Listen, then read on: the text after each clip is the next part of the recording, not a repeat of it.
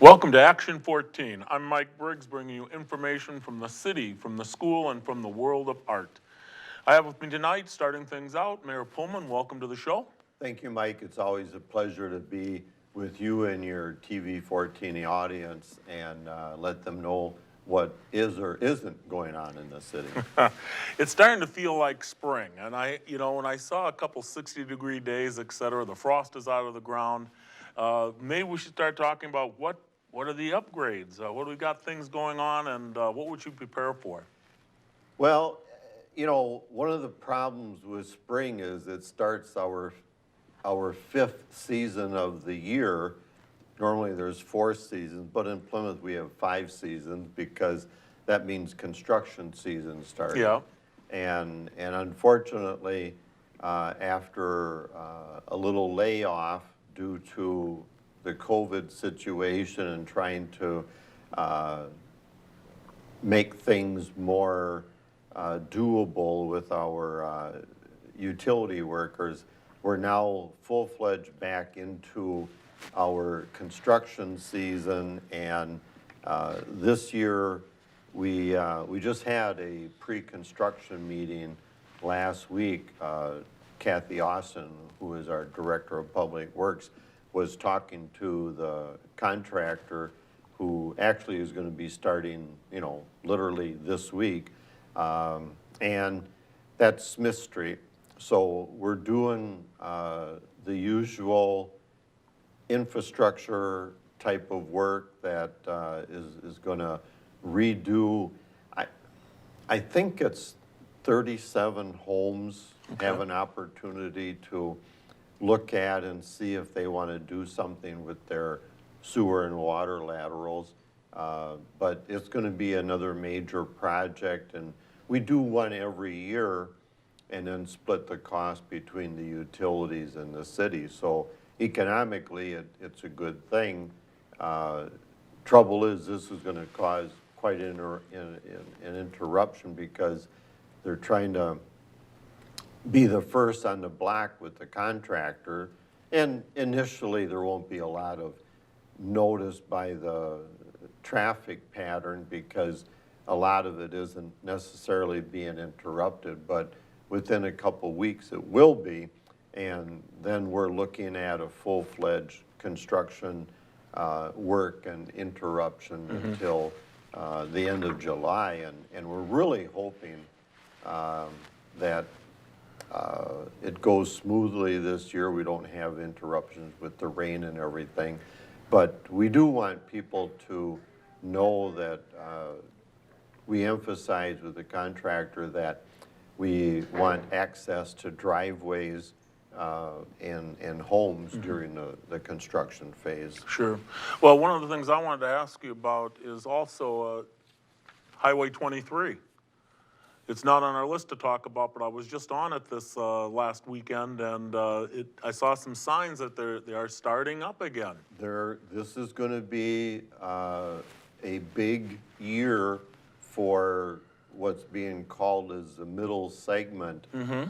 They pretty much completed the eastern segment, which was the part that Plymouth was most affected by or closest to us. And now they're going to be really going gung-ho on the next section, and you traveled it, and I've traveled it a lot, and they did a lot of, I think it's County Trunk G, That's the right. overpass there. There's a lot of work that you can see on this middle segment. There's a lot of work also being done that you can't necessarily see on the western segment or the one that's in Fond du Lac, and that one will go into next year, of course. But it's, I think, a big improvement already, traveling it with what they have completed, and so it's going to be another busy, hectic summer going to Fond du Lac, but certainly it's on track and on schedule, so that's a good thing. Thank you. We have 2 summers to go, am I correct? 2 summers, and then hopefully we've got 4 lanes and traffic will move. Okay. Well, let's also talk about a couple of projects in downtown Plymouth I've heard about that are going to be picking up this summer. Some unique things are going to be happening. Well, that's right, Mike. And last summer, we were working on 2 to 3 maybe additional murals that the Downtown Business Association and some of the Wall Dog people, things got interrupted with COVID, like everything else. It's interrupted a lot of things, and unfortunately, it was put off. But we now have settled on 4 murals for this coming summer, and that work is probably going to start maybe, there's some background work doing it, but probably in July, some of the prep work and things, and then they're going to be finishing the murals by the end of the summer. But the big one Yes. is probably... It's a banner. It's an arch. Yes, yes. And that goes back to, if you see some pictures of early Plymouth, where there was a German arch that went over the city Mill Street at the time, that was down by the railroad trestle. Sure. And so this first arch is going to be where Eastern and Mill Street meet, but it's like in front of the Performing Arts Center. So that's kind of the location of that one. And so that'll be starting relatively soon here. And quite honestly, it's got a lot of planning to it. It'll be, there's been a couple designs that they've worked on, and the city, in our budget last year, we allocated $40,000 as our portion to participate in this arch improvement, and the rest of it, probably in excess of $100,000, is going to be through fundraising and donations and things like that. So it's going to be really a unique improvement. We think is going to draw a lot of attention, and that's starting someplace the end of April, I believe. Yes. Is what they have it scheduled for. There's some unique work that has to be done down on the railroad trestle, and we've met with the WSOR people a couple times. I was actually last week in Port Washington and met up with the WSOR people, and they're going to work with us when we do the railroad trestle to give us some information not normally passed out to the public on trains and things, so we can hopefully not have to have a flagman there. That they're very expensive. Yes. They're certified and all this stuff. And then, of course, we have to work with the State Department of Transportation, because Highway 67 goes under the trestle, and we can't shut a state highway down without them granting us permission. So we're working very closely to see if we can either reduce it to 1 lane, or if we're lucky, really get our ducks lined up and shut it down for 1 day. A lot of traffic goes out County Trunk C on Western Avenue, and for 1 day they can maybe use that route, and that would make the whole process with the painter go that much faster, because it is an expensive project, but we have the cooperation of the railroad, and that's very important. There'll be a Plymouth Cheese Capital of the World seal that will be very predominant on the west side of the trestle, and so that's really looking like a great improvement, and it'll help identify the city. So we're very happy about that. Just to clarify, we're getting 4 new murals, so you've already picked out the buildings that they're going to go on. Correct. And I know where a couple of them are, but we'll announce that at another day. Yeah, I think that they want to do their own splash, in a Yeah. matter of speaking. And people will recognize right away that they certainly will be noticed, and we want people to observe and take pictures, and just like, 10 years ago already. It's been 10 years. Oh, it's just how time flies when you're having fun.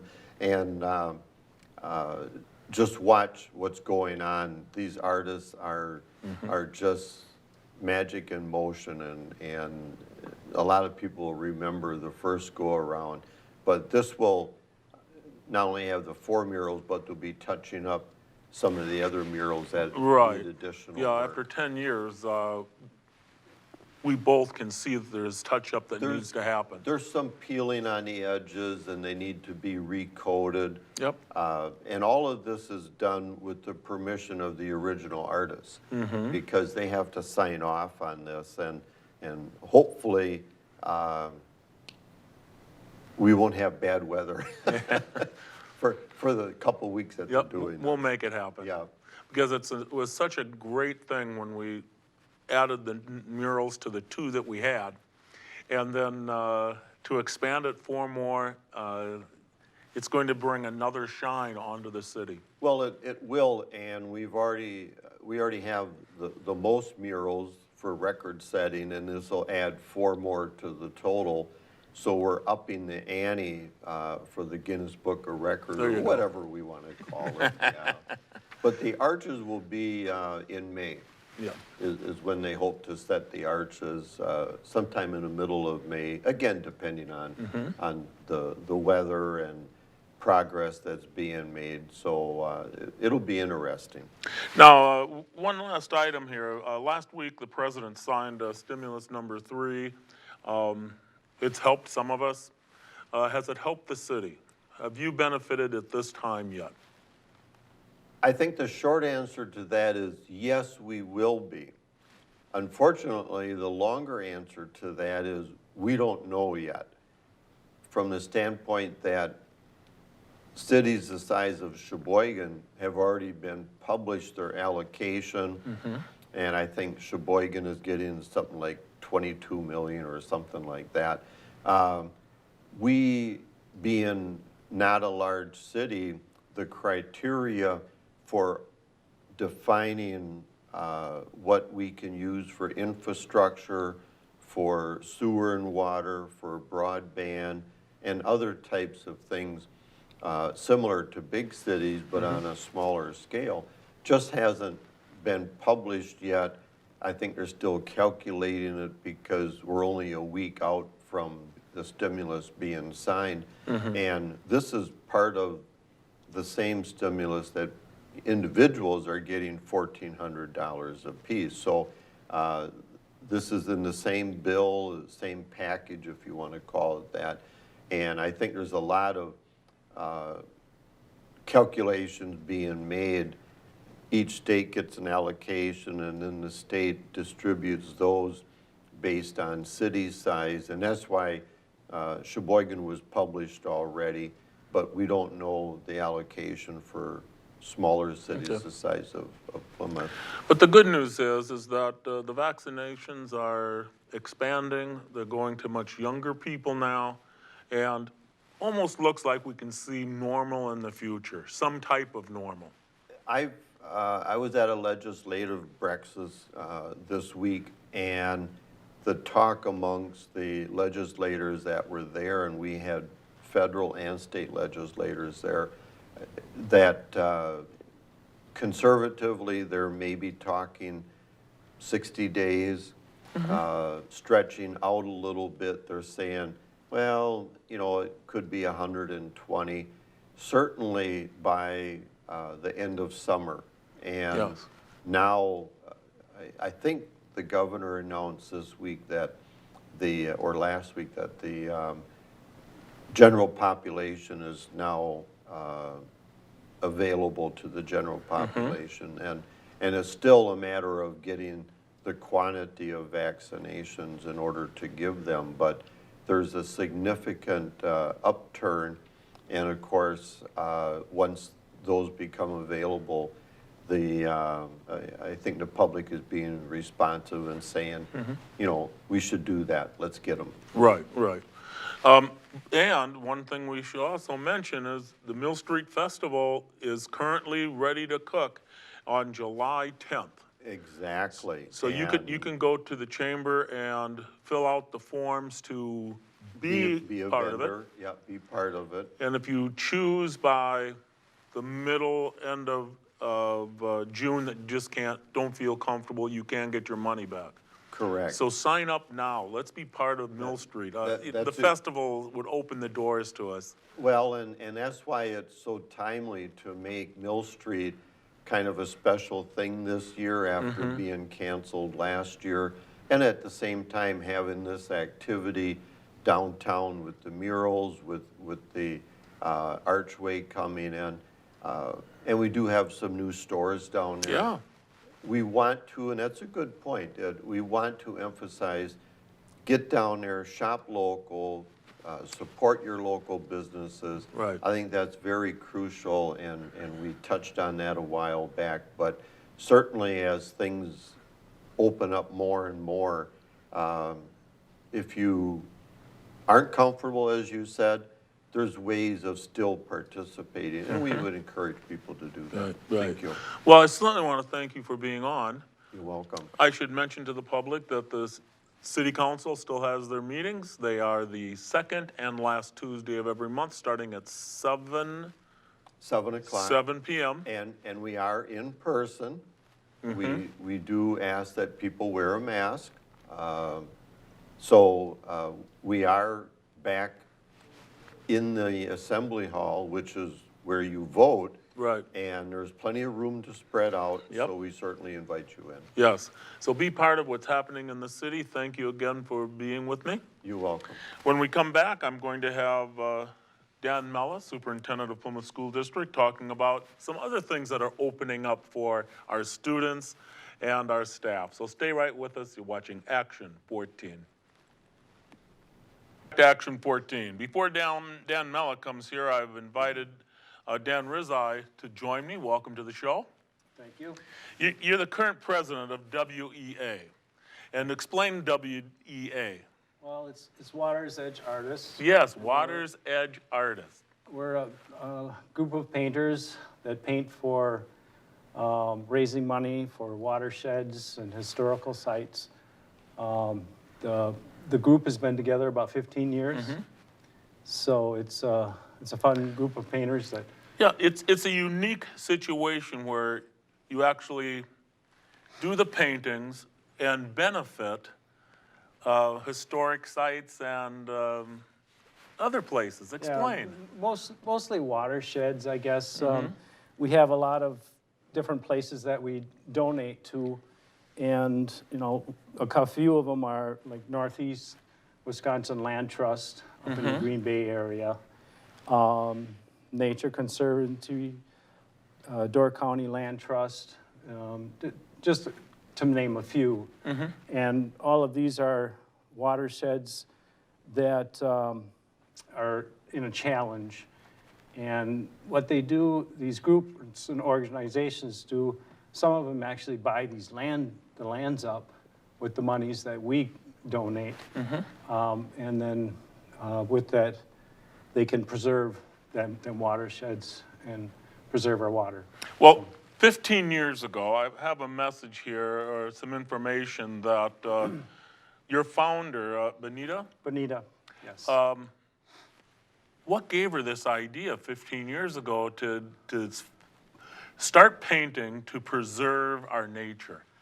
Well, I believe she was from California area. Okay. And she was in a group down there that did the same type of preservation in that area. So when she moved to Wisconsin, she basically started the group in Wisconsin area. based off of what she did in her past with the other painters in the Yeah. California area. I believe it was California. Okay. Don't quote me on that. That's but- fine, that's fine. Oh, you have brought some things, let's just talk about what's between us here. This is quite an item. Well, you know, the upcoming exhibit, Yes? it features Water's Edge artists and their paintings. And there's a lot of things that people know about Kitty Klisch, and we're going to be honoring her during this exhibit. And part of that honoring her includes displaying this gown here. So a lot of people know Kitty as Yes. an art teacher in our area, a tour guide,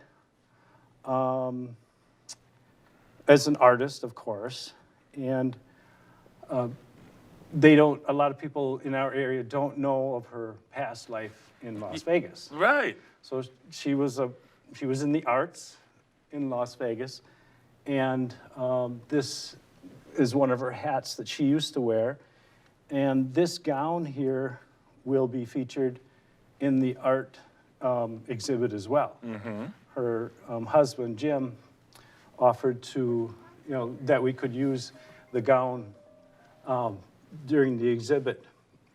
And it's a really, I guess, like pheasant colored, Yeah. or not pheasant, a peacock colored gown. Okay. With a bunch of sequins. It's a really neat looking gown. So this exhibit's gonna be quite spectacular in the way that we have so many paintings, like 70 paintings, 10 of Kitty's, and then the rest are from the Water's Edge artists. And then it'll feature also Kitty's gown Yes, from her past life. let's talk about what's going to come up. There's going to be the Art Center, the Water Edge artists are putting together a Kitty benefit Tribute. down at the Art Center, at the Plymouth Art Center, starting April 2nd through April 30th. Right. Starting out on April 9th, if I'm not mistaken, you're going to have a gathering. Right, and that would be the opening where the artists would come to the opening and greet the public, and they can answer questions about where paintings were painted and the history of Water's Edge artists, and we're celebrating, the 15th year Right. here, so it's kind of a gala celebration for us in celebrating that But many also years. in memory of Kitty. And, right, and She has done so many things for the Art Center, for you folks, for us. She did gallery works. We did filming Right. of her talking about different artists and her talking to different artists for TV14 in the way back years, if you Yes. will. And I was lucky enough to be one of those Absolutely. artists that she featured in Oh, her you've aged well, I gallery should works. tell you. Thanks. Because that's been a few years ago. But Kitty So- did so much for not Yes. only Art Center, but for you folks too. Exactly. She's been an instructor for the Art Center, and then she became president, Of Water's Edge artists. Yeah, for a few approximately years. 5 years ago, Yeah, somewhere in yeah. that area. and she certainly is missed. Definitely. She put a lot on her shoulders with our Water's Edge artist group. That is correct. And I'll admit we were like lost puppies when she was gone. But we're working on getting all of that together again for the group. But Yeah, the tribute to her is, it's fantastic that the Water Edge artists are remembering her or benefiting the area with her name attached to it. exactly. And there will be other photos featuring her in different roles, like with the art teaching and her gallery work show. Yeah. Them will be in this show, upcoming show Yeah, as well. in fact, I did one with her where she's painting as we talk Right. for TV14. Unique. Never have I had that before. Well, with the Water's Edge artists, a lot of these outdoor painters, they're used to people walking up and and asking them questions. And a lot of them can just keep painting and talk at the Yeah, same time. yeah. You know, so they're kind of used to that. I mean, I even have a message here that painting holiday in Ireland was offered way back in 2006, and Kitty was part of that. Yeah, and I believe she helped organize that. As many, you know, as well as many other tours, you know, to different Certainly. plays and musicals. That's and, right. on and on. You know, she was just a really good organizer.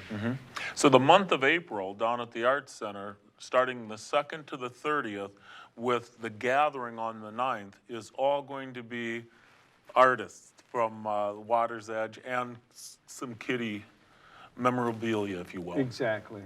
That's going to be fantastic. This gown is stunning.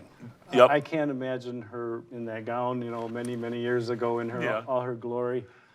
I had one moment with Kitty where I think it was at the Art Center, and a pretty lady walked by, and Kitty and I both noticed her, you know, because she was a pretty lady, and I just kiddingly said to Kitty, well, I suppose you were, you know, as pretty as that in your day. And she looked at me, she goes, oh no, I was much prettier than that. Great, great. So it was funny. That's Kitty. If you could zoom in on that. This basically looks like a Marilyn Monroe scene here, to me. And that was one of my favorite little things that she said to me. Yeah. So you need to make plans now. Make plans now to come down to the Arts Center, free admission, to see what's happening with the Water's Edge artists and this whole exhibit. That's the month of April. Let's talk about timelines here, because they are open Tuesday through Friday, 10 a.m. to 4 p.m., Saturday and Sunday, noon to 3. Correct. And it's well worth the trip down there to see not only Kitty, some memorabilia from Kitty, but also some great artwork that you will recognize from being possibly in the area, Exactly. and you could have in your home. And, you know, a couple benefits from, you know, purchasing any of that art. You get, you know, the donations to Watershed, you get donations to PAC, and then you support the artist. So there's three things that you're supporting when you're coming to this And you event. brought one in with you, didn't you? I did bring one of Kitty's in. This is one of her paintings that will be in the show. And it's actually one of my favorite of hers. I have 10 of her paintings at my house now 10. that I have to deliver to the Art Center. The other artists that are in the show will have 6 pieces each. Some have 3, but most of them have 6. And there'll be So- possibly as many as 70. Yeah, 70-some paintings. That's going to be great. And all of them have to do with water. So. Yes. So make plans now again to go to the Arts Center to see what's happening and what's changing. The Arts Center has been a valuable piece of Plymouth for over 25 years, and it can continue to be that. If we get it supported, yes. Yes. I want to thank you again for being on, and I wish you the best of luck, not only with the show you're putting together, but you sell a lot of your work so that everybody benefits. Exactly. Thank you very much. Thank you. When we come back, I've got Dan Mellis, Superintendent of Plymouth School District, here to talk about some changes and some very happy times coming down the road for the Plymouth School District. Stay right with us. You're watching Action 14. To Action 14, as promised, I've got Dan Mellis, Superintendent of Plymouth School District. Welcome to the show. Thanks, Mike. We're going to talk about winning the battle. We're starting to win the battle, it feels like, here in Plymouth School District. But before we do that, you had some things from the legislative update. Right. We, as a group of superintendents in the county, we have a monthly meeting with our legislators. All of our state legislators attend on a regular basis, and once in a while we get some national legislators come back in with us. And it is really a great collaboration because they want to know what our needs are as a school district, and how that affects the community. We have a chance to advocate for things that we see. So right now, the governor has put out his budget, and the legislators have some other proposals, and generally these things usually are wide apart to start with. Yes. And so they give us a chance to talk about those things in any of the proposals that we think are important. One of the ones that I'm kind of interested in is, or that our group is interested in, is having more local autonomy about the school start date. We think that that would be a good thing for local school boards to be able to do. It would be to set their starting school date. And there are a couple other things about school finance and how that all is going to play out. In the past, our legislators have given us, we've worked with them to have a low revenue bump to our revenue limit, which is how much you can spend or how much revenue you can take in a school year.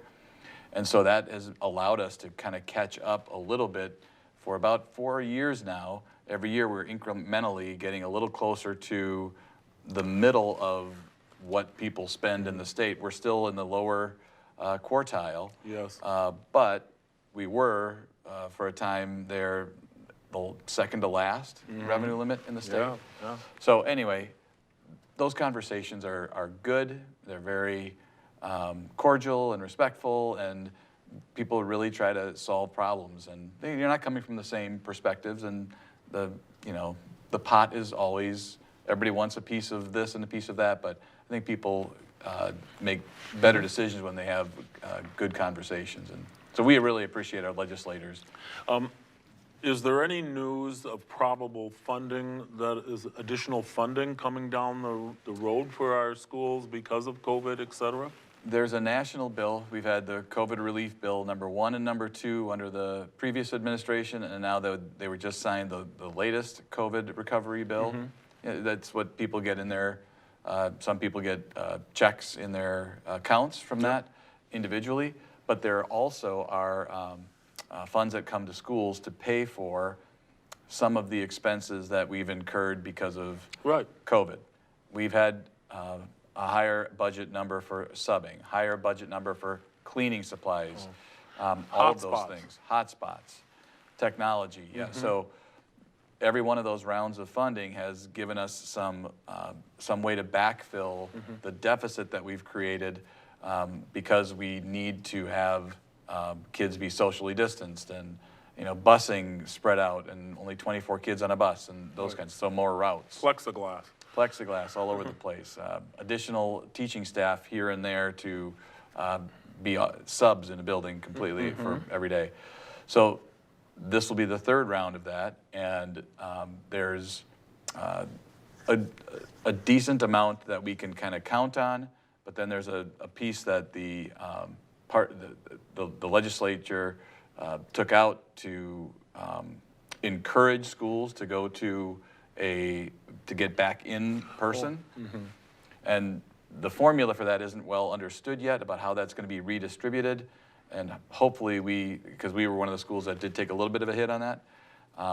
And hopefully that when the formula is done being written and explained to us, that we can get some of that or all of it back. So, yeah, there's some funding coming for recovering from COVID, so yeah. Well, let's talk about some other good news. Some of the good news will remind everybody that this year, only the high school had a change of plan where we had students every other day.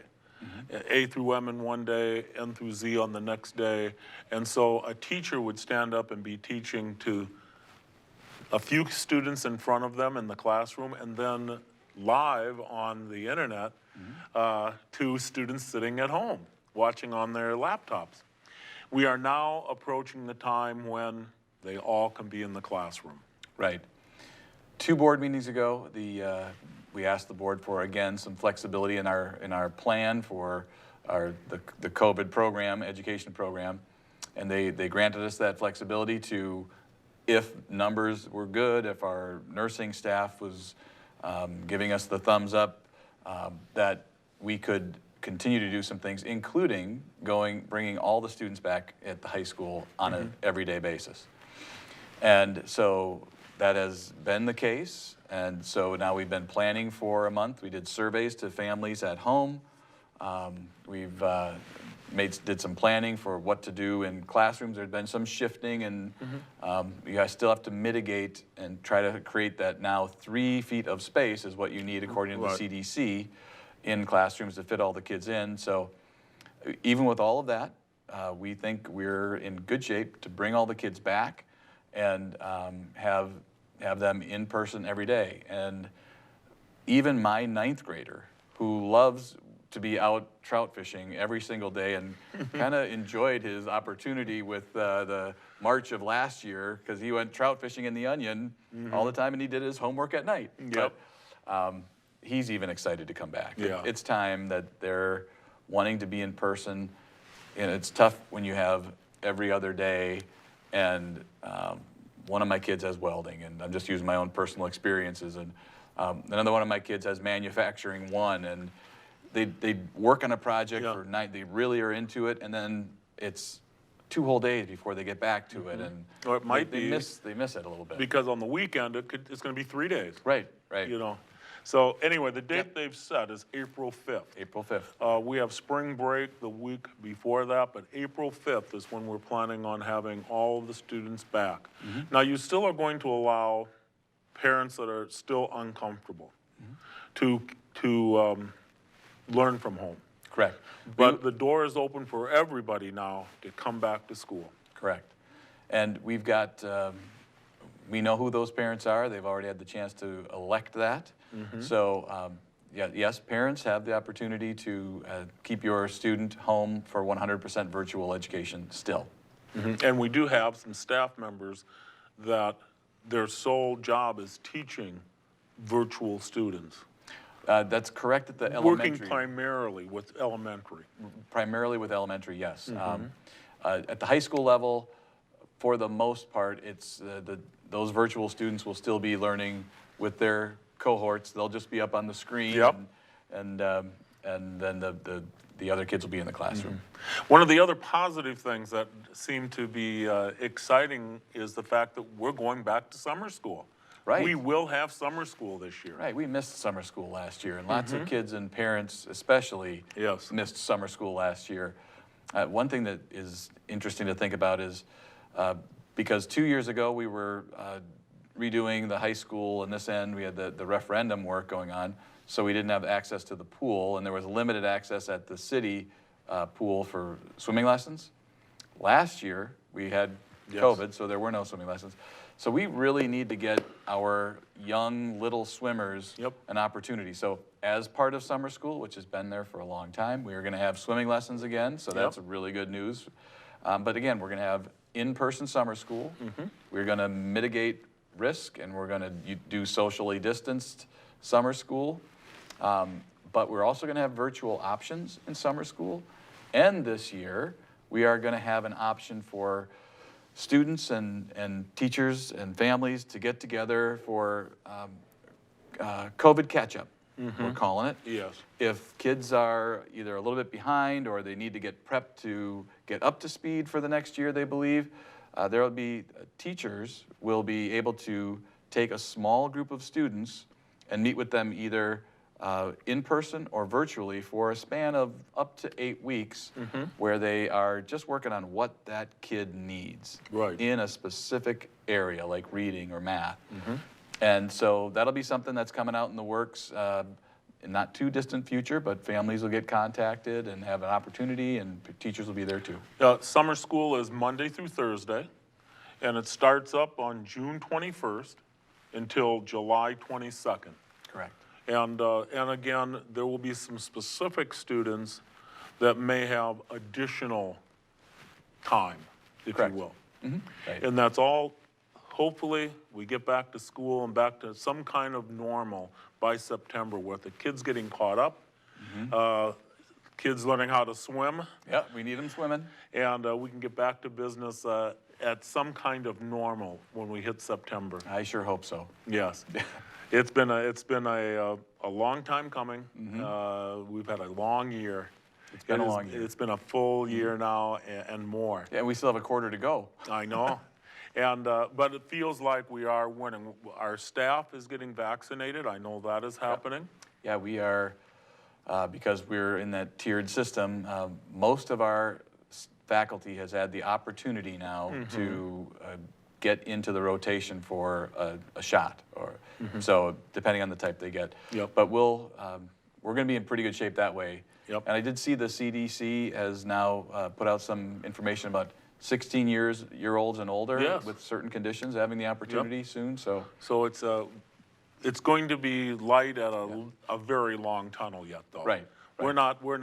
but we're winning the war, just Let's like you hope said. that. Yeah, let's do that.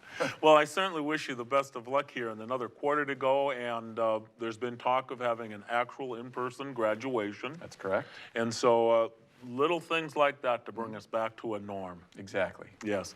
Well, I want to thank you for being on. Thank you. I want to remind everybody that school board meetings are the third Tuesday of every month in the Plymouth Amphitheater and/or online, and starting at 5:30.